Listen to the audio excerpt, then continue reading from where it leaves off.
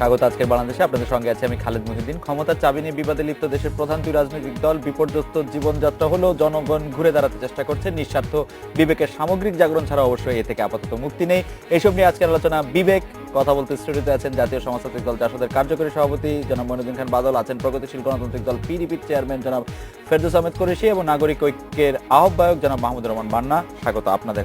জনাব মঈনুদ্দিন খান বাদল, আমরা যদি ধরেও নেই যে বিএনপি নেতৃত্বাধীন বিএনপি জামাত নেতৃত্বাধীন জোট অবরোধে এসব সন্ত্রাস করছে এবং যার জন্য তাদের সাথে কোনো রকম আলোচনা সম্ভব না, আলোচনা করা যাবেও না, এই বক্তব্যটি যদি সঠিক হয়, বিএনপি বাদে অন্যান্য যারা রাজনৈতিক দল আছে, রাজনীতিবিদ বাদে যারা আছেন, তাদের সঙ্গে কি সরকার একটি আলোচনা করতে পারে? ধরে নিয়ে যে এখন একটি সংকট চলছে, কোনো একটি শুরু হতে পারে কি অন্যদের সঙ্গে কোনো আলোচনা? জনাব মঈনুদ্দিন খান বাদল। দেখুন, সন্ত্রাসীর যে সমস্ত কার্যকলাপ হচ্ছে, আপনি বললেন ধরে নিয়ে এটা বিএনপি করছে, ধরে নেওয়ার কিছু নেই। আচ্ছা, বিএনপি করছে, বিএনপি বাদে অন্যদের সাথে আপনারা আলোচনা করবেন কিনা? বিএনপি বাদে আরো যারা আছেন তাদের সাথে তো আলোচনা হতেই পারে। যেমন মাহমুদুর রহমান মান্না আছেন, ফেরদৌস আহমেদ কুরেশি আছেন, যারা, সেটা তো আলোচনা হতেই পারে। এরকম একটা আলোচনা প্রস্তাব সরকার থেকে যাওয়া যুক্তিযুক্ত কিনা? আমি বলছি সরকার থেকে প্রস্তাব যাবে কিনা সেটা বড় কথা না। আপনি আমাকে প্রশ্নটা জিজ্ঞেস করেছেন এরকম আলোচনা হওয়া যেতে পারে কিনা। আমি তো মনে করি এরকম আলোচনা হওয়া বাঞ্ছনীয় এবং আলোচনা হতেই পারে। আলোচনা হতেই পারে। বাঞ্ছনীয় যদি হয় তাহলে আপনারা সেই আলোচনার উদ্যোগ নিচ্ছেন না কেন? আমরা নিচ্ছি না বললে ঠিক হবে না। এই সিচুয়েশনটা কুল ডাউন করলে, যে সিচুয়েশনের মধ্যে দিয়ে আমরা এখন যাচ্ছি, আপনি দেখবেন এই সিচুয়েশনটা কুল ডাউন করলে আলোচনার প্রশ্নটি সিরিয়াসলি আসবে। এই সিচুয়েশন কুল ডাউন করলে আলোচনার প্রশ্ন সিরিয়াস কুল ডাউন করলে আলোচনা করবে। ডক্টর ফেরদৌস আহমেদ কুরেশি, আপনি অনেকদিন ধরে রাজনীতি করছেন, রাজনীতি, ছাত্র রাজনীতি, পরবর্তীকালের দেশের রাজনীতি আপনার অনেক ভূমিকা রয়েছে। আজকে যে সিচুয়েশনটি প্রিভেল করছে সেই সিচুয়েশনে আপনার ভূমিকা কি? আপনি কোনো ভূমিকা রাখতে পারছেন? এটা তো খুব, বা আপনি কোনো ভূমিকা রাখছেন কিনা? এটা প্রশ্ন হচ্ছে যে ভূমিকা রাখার সুযোগটা কোথায়? এখানে আমরা সবকিছুকে টার্গেট করছি দুটো দল, দুটো নেত্রী, দুটো পার্সন, এমনকি দলও না। তো এখানে অন্যদের ভূমিকা রাখার জায়গাটা খুবই সংকুচিত, খুবই সামান্য।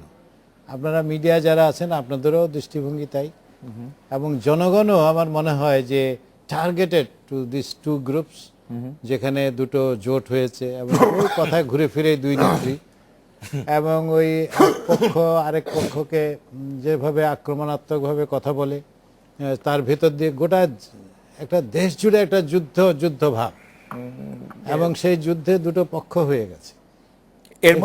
এর মধ্যে আপনি যারা আছেন, আমি যদি বলি যে নাগরিক ঐক্য কে আপনার একটি বিকল্প মনে হয় কিনা, যদি দুইটি পক্ষ বাদে? পক্ষ তো আমাদের দেশে তিনটা পক্ষ আছে এক অর্থে বলতে গেলে। যে আমরা দেখি যে হিস্টোরিক্যালি আমাদের নির্বাচনগুলোতে 35% ভোট বড় যে দুটো জোটে ভাগ করে যায়, আবার 35% ভোটের বাইরে আছে।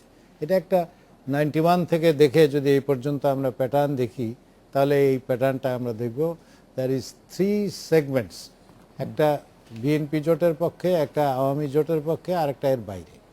তো কাজেই এখানে তো হতে পারে, কিন্তু সেই পরিবেশটা তৈরি হচ্ছে না। এই জন্যে যে এন্টায়ার মিডিয়া আজকে এই বাইরে কোনো শক্তি তৈরির বিরুদ্ধে, মিডিয়া কোনো কাভারেজ আসবে না, মিডিয়াতে আপনার কোনো বক্তব্য আসবে না, মিডিয়াতে এ ধরনের যে একটা ভারসাম্যময় একটা রাজনৈতিক পরিস্থিতি হোক, সেটা আমরা দেখতে পাই না। সেম থিং পাবলিকের মধ্যে এটা আছে, এটা হয়ে গেছে। এটা আমি কাউকে দোষারোপ করছি না, এটা হয়ে গেছে। তবে গণমাধ্যমে একটা বিশেষ ভূমিকা রাখছে। জনাব মাহমুদুর রহমান মান্না, আমি আপনাকে একটু প্রশ্নটি একটু বড় প্রেক্ষাপটে করতে চাই। একটি হচ্ছে যে আপনারা যে দুই দলকে বা দুটি পক্ষকে সংলাপে বসানোর জন্য একটি উদ্যোগ নিলেন, আমার প্রশ্ন হচ্ছে আপনারা কেন আলাদা করে সরকারের সঙ্গে বসতে চাইলেন না, আলাদা করে বিরোধী দলের সঙ্গে বসতে চাইলেন না? সেটি হয়তো প্রাথমিক ধাপে একটি কার্যকর উদ্যোগ হতে পারতো, অনেকে বলছেন। আরেকটি বিষয় হচ্ছে অস্থিরতা নিরসনে আপনাদের যে উদ্যোগ, সেই উদ্যোগে প্রথমে উদ্যোক্তা ডক্টর কামাল হোসেনকে বলা হয়েছিল, আপনাকে অন্যতম উদ্যোক্তা বলা হয়েছিল, কিন্তু সুধী সমাজ বা নাগরিক সমাজ আপনাদেরকে শেষ পর্যন্ত বাইরে রাখলো, এই বিষয়টিকে আপনি কিভাবে নিয়েছেন, কিভাবে দেখছেন, তাদের সাথে আপনার কোনো যোগাযোগ আছে কিনা একটু যদি বলতেন।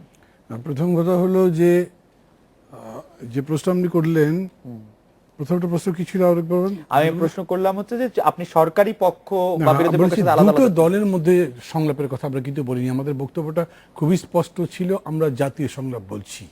এখন জাতীয় সংলাপে দুটো দল লাগবে আবার, কারণ তারা মেজর প্লেয়ার। কিন্তু এই দুটো দলের মধ্যে আলোচনা করে নিষ্পত্তি করে ফেললাম, এরকম করলে সমস্যাটা যেখান থেকে এসছে সেই জায়গাতে যাওয়া যাবে না, সেটা সমাধান করা যাবে না। অতএব জাতীয় সংলাপ বলেছি। এবং এই ব্যাপারে যখন আমরা তো অনেক আগে থেকে বলছি, আমাদের আগে থেকে ডক্টর কামাল বলছেন, এবং নাগরিকদের মধ্যে এটার একটা সাড়া ছিল অনেকটা। এটাই পারস্পরিক আদান প্রদানের মধ্যে দিয়ে বসাটা হয়েছে। বসা যখন হয়েছে তখন এই উদ্যোগটা মূলত নাগরিক সমাজের ছিল। আমরাও ছিলাম, আমরা তো নাগরিক সমাজের অংশ। আমার সংগঠন নাগরিক ঐক্য কোনো সরাসরি রাজনৈতিক দল নয়, এখন পর্যন্ত কোনো রেজিস্ট্রেশন করি বা সেরকম করে করিও নি। তারপরেও এখানে খুব অদ্ভুতভাবে দেখা গেল যে প্রায় সবার কথার মধ্যে একই রকম পাওয়া যাচ্ছে, মিল পাওয়া যাচ্ছে। ধরেন একটা দুটো প্রস্তাব ছিল, হয়তো আপনি একটা দিলেন, উনি আর একটা দিলেন, দেখা গেল আপনারটা নেওয়া গেল, ওনারটা নেওয়া গেল, এরকম অ্যাসিমিলেট করে ওই জায়গাতে একটা ঘোষণা পড়া হয়েছিল। ঘোষণাটা আমি পড়েছিলাম, কিন্তু এটা যখন অন্যদের কাছে নেবার ব্যাপার, তখন কি মোডালিটি হতে পারে। সবারই এরকম প্রস্তাব ছিল যে প্রেসিডেন্টের কাছে আমরা একটা অ্যাপিল করি, প্রধানমন্ত্রীর কাছে একটা অ্যাপিল করি, এবং বিএনপি চেয়ারপারসনের কাছে একটা অ্যাপিল করি, এবং সেটা লিখিতভাবে হোক, এরকম করেই ওখানে সিদ্ধান্ত ছিল। আলাদা করে যাবার প্রশ্নটা আসেনি। আসতো যদি তাহলে কি হতো জানি না, কিন্তু আমাকে যদি বলেন, আমি মনে করি বিষয়টা একই দাঁড়ায়। পুরো জিনিসটা লেখা হয়েছে, এর ভিত্তিতে ওনারা যেন রেসপন্স করেন। দুর্ভাগ্যজনকভাবে হয়েছে কি যে এটা ঘটবার সাথে সাথেই এটাকেও একটা পলিটিক্যাল কালার দেওয়ার চেষ্টা করেছে। এরকম বলা হয়েছে যে ডক্টর কামাল একটা রাজনৈতিক দল করেন, ওখানে সিপিবি ছিল, বাসদ ছিল, যদিও তাদের নাম অত বড় করে আসেনি, তারা কথা বলেছিলেন, আমি কথা বলেছিলাম।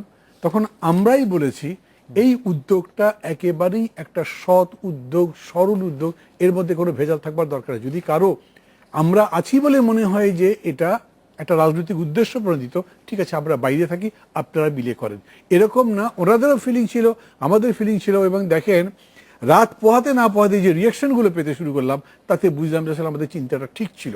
অতএব আমরাই আবার এই প্রস্তাব করলাম যে আপনারা আপনাদের মতো বসেন, আমরা থেকে ওখানে বসতে যাচ্ছি না, ওনারা বসে এখন যা করছেন তাদের মতো করছেন। তারপরে এখন কোথায় গেলাম, গিয়ে বদিউল আলম মজুমদার সাহেবের সঙ্গে দেখা হয়ে গেল, কারোর সাথে দেখা হলো, কথা তো বলছি, আপনি যেমন বলছেন আমিও বলছি, কিন্তু ওনাদের মিটিংয়ে যাচ্ছি না, ওনাদের পরামর্শ দিচ্ছি না। এই করেন এবং তারা আমাদের পরামর্শ অনুযায়ী করছেন এরকম না, তারা তাদের মতোই করছেন। জনাব মনিউদ্দিন খান বাদল, আমি এই জায়গা থেকে যদি আপনার প্রশ্ন করি যে তাদের উদ্যোগকে মাহমুদুর রহমান মান্না বলছিলেন যে ভাবে আসলে দেখা হলো, সেভাবে দেখাটা জরুরি ছিল কিনা। বলা হলো যে মানে এইটা একেবারে অগ্রহণযোগ্য, একদম অবাস্তব, এরকম কোন সংলাপ। কুশীলব। আমি বলছি যে আমি তো সরকারের প্রতিনিধি না, জোটের প্রতিনিধি বটেই। তবে যদি আপনি বলেন যে মাহমুদুর রহমান মান্না এবং আদার্সের এটা যেরকম মন্তব্যগুলো করলেন, this is not the stand of 14 party. আচ্ছা, 14 পার্টি এরকম কোনো কথা বলেনি। আপনি অনেক বিবৃতি সব সংকলিত করছেন, আশা করি এটা পাবেন না। এ ব্যাপারে কেউ বলেনি যে মাহমুদুর রহমান মান্না এটা সেটা। সুতরাং এটা সাংঘাতিক রকম উক্তির দেশ। উক্তির উপরে আবুল মাল আব্দুল মহিদ যেহেতু কোনো ট্যাক্স জারি করেন নাই, আপনি এমন এমন উক্তি পাবেন, এটা তো আপনি যদি একটি সরল উক্তি করা যায় কিনা যে প্রস্তাবটিকে অগ্রহণযোগ্য, বাতিলযোগ্য, একদমই বিভ্রান্তিমূলক এরকম বলা হয়েছে, মানে একদম, মানে আমি আবারও বলছি এটা যে জি বা যারা মন্তব্য করেছেন দায় দায়িত্ব তাদের। এটা আমি খুব দৃঢ়তার সাথে বলছি, this is not the stand of 14 party. 14 পার্টির স্ট্যান্ডটা কি এই ব্যাপারে? 14 পার্টির স্ট্যান্ড হলো খুব সিম্পল। মুক্তিযুদ্ধের সপক্ষ শক্তি যারা আছে তাদের সবার সাথে কোনো না কোনো সময় আলোচনা হতেই পারে। মুক্তিযুদ্ধের পক্ষে শক্তি, এখানে আমি জিনিসটা আমি একটু বলি, এখানে অনেকে কনফিউজ করে। আর আমাকে খুব ডাকার দরকার নেই, আমার যা বলার আমার একটা আছে, তো ওই পার্লামেন্টেই বলে ফেলি পরিষ্কার করে। এখানে দুটো পক্ষ আছে, মানে আওয়ামী লীগ বিএনপি না, এখানে দুটো পক্ষ আছে এ দেশের। এখানে মুক্তিযুদ্ধের চেতনা or the very pillars of independence, এটার একটা পক্ষ শক্তি আছে। এবং সেখানে যদি আপনি বলেন উদ্দেশ্যটাও খুব পরিষ্কার। আমি as a freedom fighter I fought for secular democracy, secular Democratic Bangladesh. এবং লক্ষ্য করছি যে এই দেশে ওই 71ও ছিল, এখনো আছে যারা মনে করছে যে এই দেশটা একটা ধর্মাশ্রয়ী রাষ্ট্র হওয়া উচিত, একটা ইসলামিক রিপাবলিক হওয়া উচিত, একটা ইসলামিক থিওক্রেসি হওয়া উচিত। এই এই ওই যে অনেকে বলে পাকিস্তান বানায় ফেলবে টেলবে, এইসব কথাবার্তার কোনো ব্যাপার না। বাট ইসলামিক বাংলাদেশ এই এই এই ধরনের বিবেচনা বোধ থেকে অগ্রসর হওয়া গোষ্ঠী আছে। মুক্তিযুদ্ধের যে পিলারের কথা আপনি বলছিলেন জনাব মনিরুদ্দিন খান বাদল, তার কোনগুলি আসলে এই মুহূর্তে আওয়ামী লীগ সরকারের মধ্যে আপনি দেখতে পান, সেটিও যদি একটু পরিষ্কার করে বলেন। আমার কাছে তো আপনি এটা আলাদা একটা প্রশ্ন করেছেন যে পিলারের কয়টা এখন আপনি দেখতে পান। তো আর আমি আপনাকে বিপক্ষে শক্তি আপনি আলাদা কেন করবেন? আমি করছি এভাবে, আমি বলছি যে এই পিলারগুলো যেই চেতনার উপর দেশটি প্রতিষ্ঠিত হয়েছে, এটা কোনো ফিকটিশাস কোনো কাহিনী নয়। এটা বহুল চর্চিত ইয়াডিস্ট্রিক্টগুলো দাঁড় করানো আছে। এবং মুক্তিযুদ্ধের চেতনার প্রশ্নটি কনস্টিটিউশনের প্রিএম্বলে খুব পরিষ্কারভাবে এখন লেখা আছে।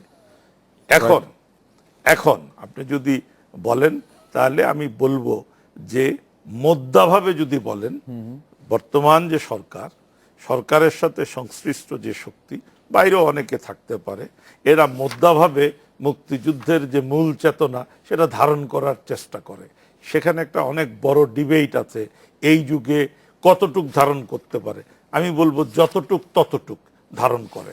এবং তার বিপক্ষে শক্তি যেটা আছে তারা এটাকে ডিসকার্ডই করে। এটা আপনার সংজ্ঞা না, তারা ডিসকার্ডই করে। যেমন আমি বলতে পারি কয়েকদিন আগে এই 71-এর টেলিভিশনে ওই যে মেজর হাসান, নাম কি, এই যে বিএনপির মেজর আখতারুজ্জামান, সে বিএনপির সাথে নাই, বাট সে পরিষ্কারভাবে বলল যে বাদল ভাই আমিও তো মুক্তিযোদ্ধা, I fought for Islamic Bangladesh. So এখানে বুঝার দরকার আছে দিস পোলারাইজেশন। আমি যেটা বলতে চাচ্ছি, এই পোলারাইজেশনটা অ্যাভয়েড করার কিছু নাই। এই পোলারাইজেশনের দুটা পার্টি প্রধান ভূমিকা পালন করছে। এক পোলারাইজেশনে জামাত গিয়ে একটা পোলারাইজড অবস্থা, আর একটা অবস্থা। এবং এই পোলারাইজেশনের, এই জন্য আমি বারবার বলছি যে এই পোলারাইজেশনের এই অবস্থানটা অ্যান্টাগনিস্টিক, এই জন্য বিতর্কটা এত রক্তাক্ত। আপনার কথা যদি আমি ধরেও নেই যে, বা আপনার কথা আমি মেনে নিচ্ছি, কারণ ধরে নিলে সমস্যা, মেনে নিয়ে যদি আমি বলি যে ঠিক আছে আপনি বিএনপি জামাত নেতৃত্বাধীন অংশটুকু বাদ দেন, কিন্তু জনাব ফেরদৌস আহমেদ কুরেশী এখানে আছেন, মাহমুদুর রহমান মান্না এখানে আছেন, বাসদ নেতা খালেকুজ্জামান নাই, তারপর আমি তার কথা ধরে বলতে পারি যে আপনারা তো তাদেরকেও আসলে ঠিক পলিটিক্যাল স্পেসটা দিচ্ছেন। আমি এই জায়গায় আপনাকে একটা কথা বলি,